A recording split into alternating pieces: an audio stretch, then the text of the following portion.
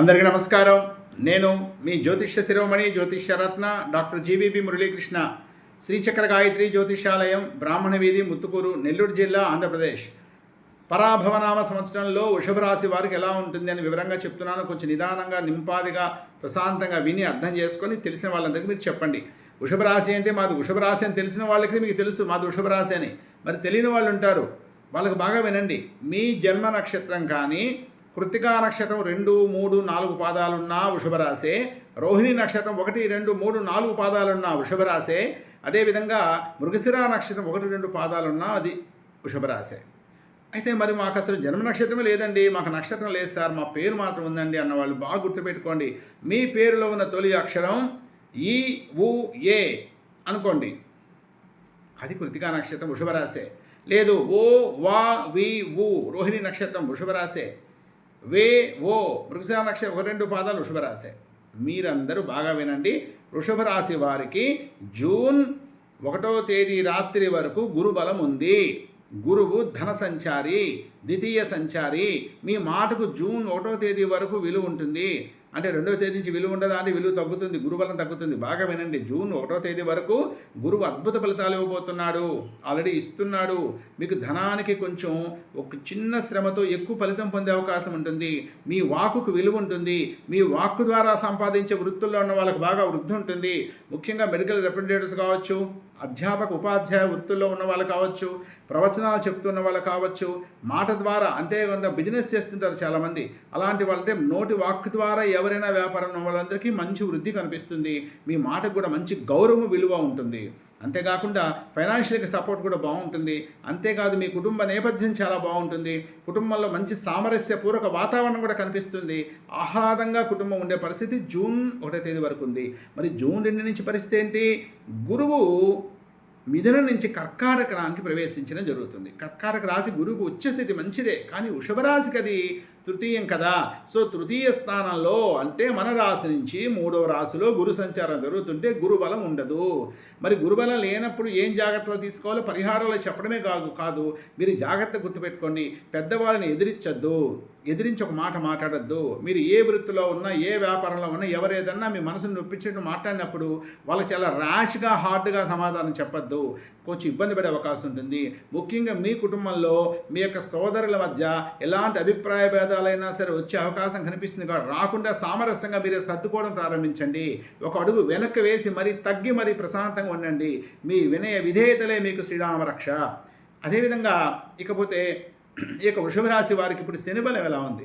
శని వృషభ రాశికి ఏమవుతాడు? పరమ రాజయోగ కారకుడు అండి. అంటే పరమ రాజయోగ కారకుడు అంటే బాగా కలిసిచ్చే గ్రహం. ఎలా? వృషభ రాశి వరకు భాగ్య రాజ్యాధిపతి శని అండి. భాగ్యం అంటే మీకు అర్థం కాకపోవచ్చు, సులభంగా చెప్తా మీకు అర్థమయ్యేటట్టుగా. మా భాషది మీకు అర్థం కావాలంటే వృషభ రాశి నుంచి 9వ స్థానాధిపతి శనే, 10వ స్థానాధిపతి కూడా శనే. 9వ స్థానం కోణస్థానం, 10వ స్థానం కేంద్ర స్థానం. సో కేంద్ర కోణాధిపత్యం ఏ గ్రహానికి వస్తుందో అది లగ్నం కావచ్చు, రాశి కావచ్చు, యోగ కారకుడు. ఇప్పుడు గోచార ఫలితాలు కాబట్టి వృషభ రాశికి మనకు శని పరమరాజ యోగ కారకుడు. అంతేకాదండి, 9వ స్థానం లక్ష్మీ స్థానం, 10వ స్థానం విష్ణు స్థానం, రెంటికి అధిపతి శని పరమ రాజయోగ కారకుడు అండి.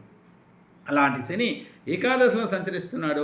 వృషభ రాశి వారికి శని బలం పుష్కలంగా ఉంది. ముఖ్యంగా వైద్య విద్యలో ఉన్న వాళ్ళు మంచి ఫలితాలు పొందే అవకాశం ఉంటుంది. విదేశీయానాన్ని ప్రయత్నిస్తూ పాస్పోర్ట్స్ రాకుండా ఇబ్బంది పడే వాళ్ళు అందుకునే అవకాశం ఉంటుంది. ముఖ్యంగా శ్రామికులు, కర్షకులు, పొలం పని చేసేవాళ్ళు, వ్యవసాయ కూలీలు, వ్యవసాయదారులు, వీళ్ళందరికీ కూడా మంచి అద్భుత ఫలితం కనిపిస్తుంది. ముఖ్యంగా ఇక వ్యాపారం చేసేవాళ్ళు కిరసనాలతో కానీ, డీజిల్తో కానీ, పెట్రోల్తో కానీ, తారుతో కానీ, లేదా ఐరన్ ఓర్తో కానీ, ఐరన్ రాడ్స్తో కానీ, లేదా సిమెంట్స్తో కానీ, కంకరతో కానీ, ఇటుకలతో కానీ వ్యాపారం చేసేవాళ్ళు వృషభ రాశిలో ఉంటే ఖచ్చితంగా మంచి ఫలితం పొందేటువంటి అవకాశం కూడా ఇక్కడ కనిపిస్తుంది. అంతేకాకుండా మీకు పూర్వీకుల నుంచి సంక్రమించాల్సినవి ఏదన్నా కోర్టులో ఉండి ఇబ్బంది పడుతూ ఉంటే వాళ్ళకి ఇప్పుడు అది కొంచెం మీకు మంచి ఫలితం పొంది మీ పట్ల వచ్చే అవకాశం కనిపిస్తుంది. అంతేకాకుండా హెల్త్ పరంగా అంటే ఆరోగ్య రీత్యా కూడా దీర్ఘకాల వ్యాధులతో ఇబ్బంది పడే వాళ్లకు ఈ యొక్క వృషభ రాశి వారికి ఈ సంవత్సరం కొంత మంచి సానుకూలమైనటువంటి వాతావరణం కనిపిస్తుంది. మంచి వైద్యులు పొంది మంచి వైద్యాన్ని పొందే అవకాశం కూడా మీకు కనిపిస్తుంది. అలా మంచి ఫలితం పొందే అవకాశం ఉంది. ఇకపోతే రాహు సంచారం ఎక్కడుంది? వృషభ రాశికి రాహువు ప్రస్తుతం రాజ్య సంచారి. డిసెంబర్ 5వ తేదీ వరకు రాజ్య అంటే 10వ స్థానంలో రాహు సంచరిస్తుంటే ఖచ్చితంగా మంచి ఫలితాలు పొందుతారు. మీ యొక్క వృత్తిలో మీరు మంచి ప్రమోషన్స్ పొందుతారు. వృత్తిలో అనుకోని ధనప్రాప్తికి కనిపిస్తుంది. ఏదన్నా రావాల్సినవి ఆగిపోయినవి ఉంటే క్షణంగా వచ్చే అవకాశాలు ఉంటాయి. మీ అరియర్స్ ఏమైనా రావాల్సిన ఉద్యోగులకు అలాంటి పొందే అవకాశం కూడా మీకు కనిపిస్తుంది. వ్యాపారంలో ఏదైనా కోల్పోయిన ధనం ఉంటే తిరిగి పొందే అవకాశం కనిపిస్తుంది.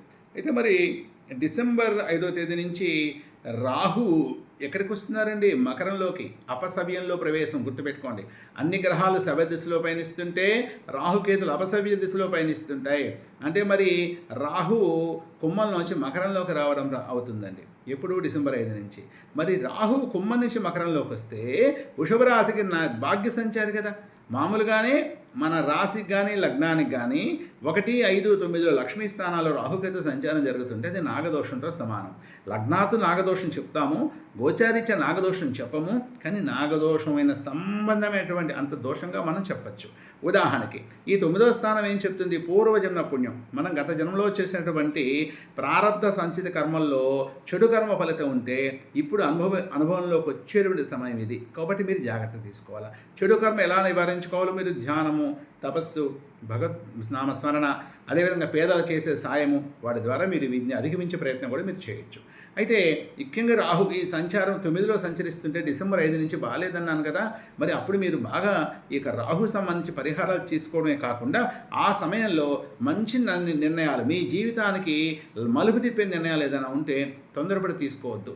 ఆవేశంలో మీరు ఏ నిర్ణయం తీసుకున్నా అది మీకు అపప్రదకు దారి తీసే అవకాశం ఉంటుంది, మిమ్మల్ని ఇబ్బంది పెట్టే అవకాశం ఉంటుంది. తర్వాత తీవ్రమైన కోపంలో కుటుంబ సభ్యులతో ఘర్షణ పడి మీరు రాంగ్ స్టెప్స్ వేయడం కానీ, తీవ్రమైన నిర్ణయాలు తీసుకోవడం కానీ ఎట్టి పరిస్థితుల్లో చేయొద్దు. మీ మనసు మీ అదుపులో పెట్టుకోండి.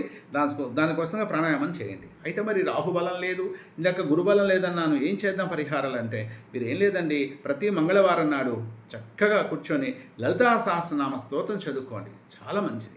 అదేవిధంగా ధనంజయ ప్రోక్త దుర్గా స్తోత్రం ఉంటుంది, దాన్ని చదువుకోండి, మంచి ఫలితం వస్తుంది. ఇక గురుబలం రావడానికి అద్భుతం దక్షిణామూర్తి స్తోత్రం. ప్రతి నిత్యం దక్షిణామూర్తి స్తోత్రం చదువుకోండి.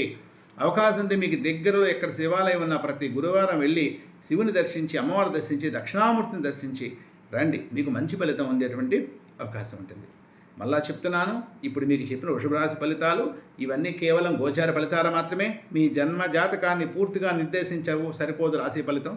మీ జాతకాన్ని మీకు దగ్గర ఉన్నటువంటి ఒక మంచి ఆస్ట్రాలజర్ చూపించుకొని అప్పుడు మాత్రమే మీ ఫలిత నిర్ణయం చేయండి. ఏ స్టెప్ వేయాలన్నా, కొత్త వ్యాపారం స్టార్ట్ చేయాలన్నా, కొత్తగా విద్యలో ఏదైనా ప్రవేశించాలన్నా, ఏ కోర్స్ తీసుకోవాలని డెసిషన్ తీసుకోలేక ఇబ్బందులు పడుతున్నా, ఇలాంటి నిర్ణయమైనా సరే కేవలం గోచార ఫలితాలు విని నిర్ణయం తీసుకోవద్దు.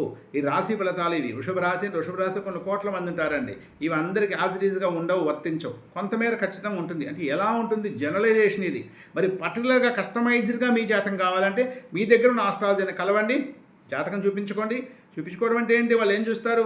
మీకు ఏ దశ జరుగుతుంది, ఏ అంతర్దశ జరుగుతుంది, ఈ దశానాథుడు ఎవరు అంటే మీ లగ్నానికి ఏ ఆధిపత్యంలో ఉన్న దశానాథుడు, మీ లగ్నానికి ఏ స్థితిలో ఉన్న దశానాథుడు, ఈ దశానాథుడి మీద పాపగ్రహ దృష్టి ఉందా, శుభగ్రహ దృష్టి ఉందా, నైసర్గిక పాపగ్రహ దృష్టి ఉందా, నైసర్గిక శుభగ్రహ దృష్టి ఉందా, లేదా ఆధిపత్య పాపగ్రహ దృష్టి ఉందా, ఆధిపత్య శుభగ్రహ దృష్టి ఉందా. అదేవిధంగా ఈ దశానాథులు లేదా అంతర్దశానాథులు మీకు ఏ భావమో, పెళ్లి కావాలనో, ఉద్యోగం రావాలనో, ఆరోగ్యం బాగుండాలో మీరు ఏమనుకుంటారో ఆ భావంలో ఈయన ఎంత భిన్నాష్టక వర్గం ఇచ్చాడు. అదేవిధంగా అసలు ఆ భావాలు మీ యొక్క జన్మజాతక చక్రంలో ఎంత సాముదాయక అష్టక వర్గం ఉంది. మరి ఇంత మంచి సబ్జెక్ట్ అనేది జ్యోతిష్ శాస్త్రం. ఒక పైపైన ఒక రాశి చక్రం వేసేసుకుని మనం ఫలిత నిర్ణయం చేసేది కాదు, రాశి ఫలితం బట్టి ఫలిత నిర్ణయం చేసేది కాదు.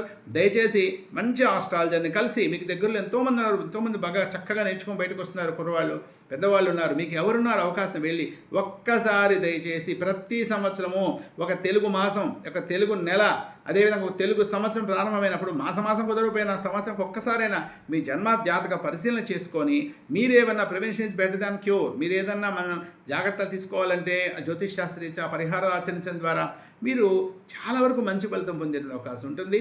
సో నా యొక్క ఈ వృషభ రాశి ఫలితాలు నేను చెప్పినవి మీకు అర్థమే అనుకుంటాను. ఏదైనా సందేహం ఉంటే వాట్సాప్ ద్వారానే మీరు సంప్రదించవచ్చు. నా ఫోన్ నెంబర్ 9949919830. నమస్కారం.